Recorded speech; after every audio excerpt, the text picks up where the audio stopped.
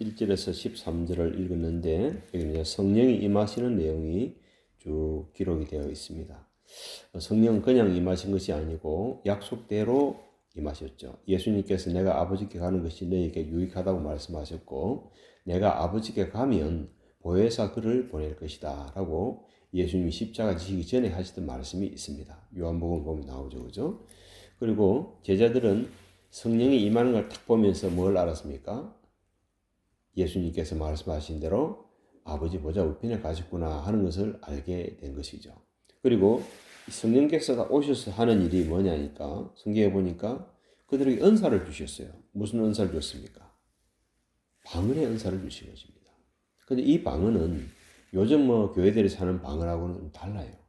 요즘 교회들에서 보면 막 이렇게 방언 하지 않습니까? 근데 여기를 보니까 사람들이 보면은 사도행전 2장 8절에 우리 각 사람이 난곳 방언으로 듣게 되는 것이 어찌 됨이냐라고 했어요. 그러니까 우리 요즘같이 이야기하면 일본에서 온 사람 같으면 일본 말로 들은 것이고 중국에서 온 사람 같으면 중국 말로 들은 것이고 그죠? 소련에서 온 사람 같으면 소련 말로 들은 거예요. 근데 그 내용이 뭐냐니까 하나님의 큰 일이다라고 2장 11절에 되어 있는데 이 하나님의 큰 일이 뭐였을까요? 예수님이 하나님의 아들 그리스도다 하는 내용입니다.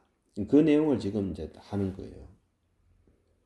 어쨌든 성령 충만하게 되어지면은 성령 충만은 어디로 향하도록 되어 있느냐니까 예수님이 누군가에 대해서 보면 밝히 조명되도록 되어 있는 거예요. 성령 충만했는데 막 돈을 많이 벌었다. 성령 충만했는데 공부를 잘하게 됐다. 그건 부수적인 거예요. 진짜 핵심은 뭐냐니까 성령 충만했을 때 예수님이 하나님의 아들 그리스도시다. 그분이 우리의 죄와 흠을 위해서 십자가 지셨고 우리를 어렵다 하시기 위해서 삶을 살아나셨고 그분이 지금 성령으로 지금 나와 함께 하시구나. 여기에 자꾸 눈이 열리는 것입니다. 그러니까 그 속에는 하나님의 나라가 임하도록 되어 있죠. 그 사람 마음속에 예수님이 자기 주인이 되고 자기 구주가 되어지고 만왕의 왕이요 만주의 주가 되어지고 그렇죠? 그래서 그 예수님 때문에 기뻐서 어쩔 줄 모르는 것입니다. 근데 14절에 보니까 이제 베드로의 오순절 설교가 보면은 기록이 되어 있는데 사람들이 보면 어떤 사람들은 성령이 임하는 것을 보고 하나님의 큰 일을 말하는 것을 들으면서 놀라고 당황하면서 서로 이게 어찌된 일이냐 이런 사람들도 있었고 어떤 사람들은 그것을 조롱했다라고 되어 있어요. 근데 이때가 언제였습니까? 아침 9시였어요. 조롱해서 말을 하기를 이 사람들이 말이야 술에 취해서 그래. 새술에 취했다. 이렇게 조롱했다는 것입니다. 그때 이제 베드로가 일어나서 이런 말을 합니다. 14절에 베드로가 11사도와 함께 서서 소리를 높여 이르되 요즘처럼 마이크가 있었던 게 아니잖아요.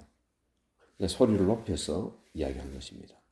유대인들과 예루살렘에 사는 모든 사람들아 이 일을 너희로 알게 할 것이니 내 말에 귀를 기울이라 라고 했습니다. 근데 지금 이거 어떤 사람들은 놀라고 당황하기도 하고 어떻게 된 일이냐 말도 하기도 하고 어떤 사람은 조롱하면서 세술에 취했다고 이야기하는데 내가 이 일을 유대인들과 예루살렘에 사는 모든 사람들은 내가 이 일을 너희 앞에 알게 한다라는 거예요. 그럼 베드로는 이걸 분명히 알고 있었다는 얘기죠. 오순절에 성령이 임한 사실에 대해서 밝히 알고 있었습니다. 내 말에 귀를 기울이라. 때가 제3시니 오전 9시니 너희 생각과 같이 이 사람들이 취한 것이 아니라 라고 했습니다. 취한 것이 아니라. 이는 곧 선지자 요엘을 통하여 말씀하신 것이니 일렀으되 하나님이 말씀하시기를 말세에 내가 내 영을 모든 육체에 부어주리니. 그러면 영을 누가 부으신 것입니까? 하나님이 부으신 것입니다. 하나님이 약속대로 부으신 것입니다. 너희의 자녀들은 예언할 것이요 너희의 젊은이들은 환상을 보고 너희의 늙은이들은 꿈을 꾸리라. 그때 내가 내 영을 내 남중과 여종에게 부어주리니 그들이 예언할 것이요 또 내가 위로 하늘에서는 기사를 아래로 땅에서는 징조를 베풀리니 곧 피와 불과 연기로다. 주의 크고 영화로운 날이 이르기 전에 해가 변하여 어두워지고 달이 변하여 피가 되리라. 자, 주의 크고 영화로운 날이 이르기 전에 해가 변하여 어두워지고 달이 변하여 피가 되리라. 어떤 천재지변들이 있을 것을 말씀한 것이죠. 그렇지만 누구든지 주의 이름을 부르는 자는 뭘 얻는다? 구원을 얻으리라. 이렇게 말했습니다. 구원을 얻으리라 하였느니라 하면서 이제 선지자 요엘을 통해서 하신 말씀을 베드로가 보면은 쏟아내고 있는 것입니다. 22절입니다. 이스라엘 사람들아 이 말을 들으라. 너희도 아는 바와 같이 하나님께서 나사렛 예수로 큰 권능과 기사와 표적을 너희 가운데서 베푸사 너희 앞에서 그를 정언하셨느니라. 하나님께서 정언하셨다는 거예요. 그가 하나님께서 정하신 뜻과 미리 아신 대로 내준 바 되었거늘 너희가 법 없는 자들의 손을 빌려 못 박아 죽였으나 하나님께서 그를 사망의 고통에서 풀어 살리셨으니 이는 그가 사망에 매여 있을 수 없었습니다. 결국은 예수님의 뭐요? 십자가와 부활을 딱 정을 하고 있는 것입니다. 결국은 사도들을 예수님께서 부르신 목적이 그거였죠. 그죠? 또 성령을 부르신 목적도 그거였습니다. 예수님의 십자가와 부활을 정하는 것이었습니다. 25절입니다. 다윗이 그를 가리켜 이르되 내가 항상 내 앞에 계신 줄을 배웠으며 나로 요동하지 않게 하기 위하여 그가 내 우편에 계시도다. 그러므로 내 마음이 기뻐하였고 내 해도 즐거워하였으며 육체도 희망에 거하리니 이는 내 영혼을 음부에 버리지 아니하시며 주의 거룩한 자로 썩음을 당하지 않게 하실 것임이로다. 주께서 생명의 길을 내게 보이셨으니 주 앞에서 내게 기쁨이 충만하게 하시리로다 하였으므로 형제들아 내가 조상 다윗에 대하여 담대히 말할 수 있느니 다윗이 죽어 장사되어 그 묘가 오늘까지 우리 중에 있도다. 그는 선지자라. 하나님이 이미 맹세하사 그 자손 중에서 한 사람을 그 위에 앉게 하리라 하심을 알고 미리 본고로 그리스도의 부활을 말하되 그가 음부에 버림되지 않고 그의 육신이 썩음을 당하지 아니하리라 하더니 이 예수를 하나님이 살리신지라 우리가 이 일의 증인이로다. 부활의 증인이라는 거예요. 우리가 이 예수 그리스도의 부활의 증인이다. 33절 하나님이 오른손으로 예수를 높이시매 그가 약속하신 성령을 아버지께 받아서 너희가 보고 들은 이것을 부어주시느니라. 그렇죠? 이 성령의 역사는 결국은 예수님께서 아버지께 성령을 받아서 약속된 성령을 아버지께 받아서 너희가 보고 듣는 것을 부어주셨다. 이렇게 말하고 있는 것입니다. 그럼 그들이 성령 받고 나서 했던 게 뭐였죠? 하나님의 큰 일을 거기에 오순절을 맞이해서 맥주절을 맞이해서 온 사람들에게 말했죠. 뭘 말했습니까? 예수님이 하나님의 아들 그리스도이시다. 그분이 우리의 죄를 위해서 십자가를 지셨고 우리를 어렵다시기 위해서 사람 안에 살아나셨다. 그리고 우리에게 성령을 부으셨다는 거예요. 여러분 그 이야기를 한 것입니다. 34절입니다. 다윗은 하늘에 올라가지 못하였으나 친히 말하여 이르되 주께서 내 주에게 말씀하시기를 내가 내 원수로 내 발등상이 되게 하셨으니 너는 내 우편에 앉아서라 하셨도다 하였으니 그런즉 이스라엘 온 집은 확실히 알지니 너희가 십자가에 못 박은 이 예수를 하나님이 주와 그리스도가 되게 하시느니라 하니라. 예수님이 우리의 주님이시고 그분이 기름 부음 받은 자 메시아 곧 그리스도시다. 이렇게 말하고 있는 것입니다. 그들이 이 말을 듣고 마음에 찔려 베드로와 다른 사도들에게 물어 이르되 형제들아 우리가 어찌할꼬 하거늘.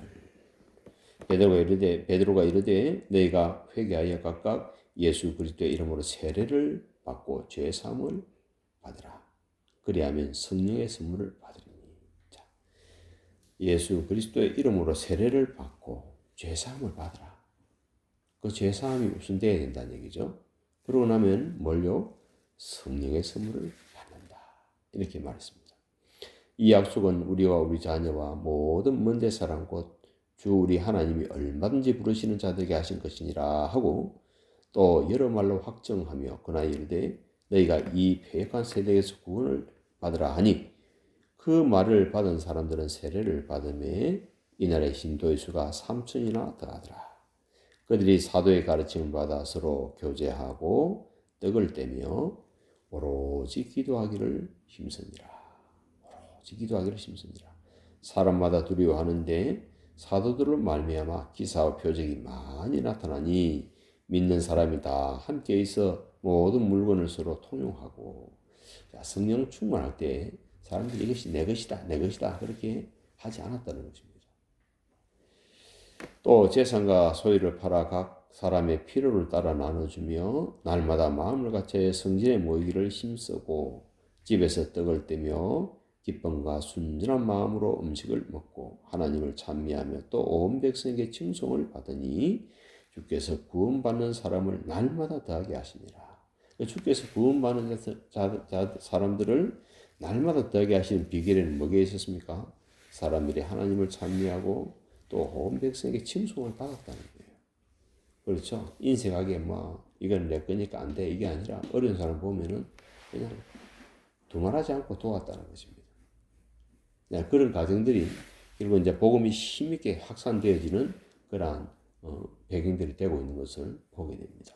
예수님이 하나님의 아들 그리스도시다. 그분이 우리의 구주시다.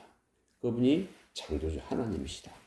그분이 성령을 이렇게 부으셨다. 그죠? 그래서 우리도 이 성령께서 인도하심을 따라서 주의 정인으로 살아가야 한다. 너희들도 회개하고 세례를 받고 기도하게 되면 하나님의 성령을 부을 것이다. 그럼 그 이야기 아니에요. 그죠? 하나님의 나라가 그들 속에 회개하고 복음을 믿는 자들 속에 하나님의 나라가 임한 것입니다. 성령이 임하신 것이죠. 하나님의 나라는 여기 있다 저기 있다도 못하더니 너희 안에 있느니라. 내가 성령을 힘입어 이 귀신을 쫓아내는 것 같으면 이미 하나님의 나라가 너희 안에 뭐 했느니라? 임하였느니라.